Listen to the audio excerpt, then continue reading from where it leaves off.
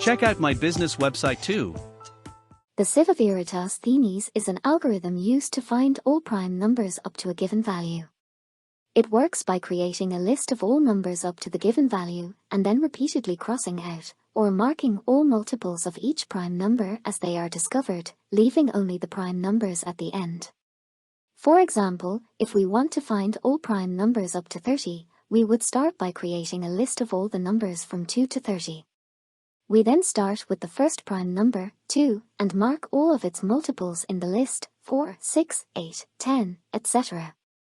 Next, we move to the next unmarked number, 3, and mark all of its multiples in the list, 6, 9, 12, 15, etc. We repeat this process with each unmarked number until we reach the end of the list. The remaining unmarked numbers are all prime. This method is more efficient than simply checking every number up to the given value for primality, especially for larger values of n. The time complexity of the algorithm is approximately n log n, where n is the input value. In this code I define two functions, Sieve of Eratosthenes and Nth Prime, and a main function that uses these functions to find the nth prime number and output the result to cell B2.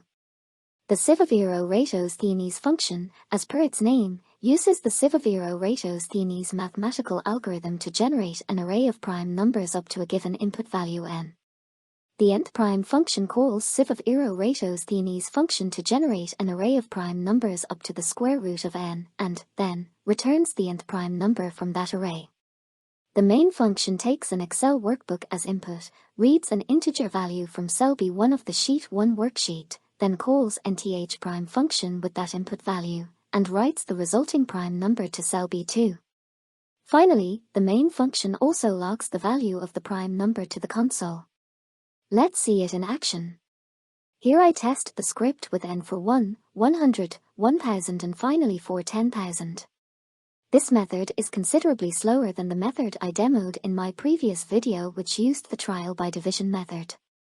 The script can be found in the GitHub page listed here and in the video's description. Check out my business website too.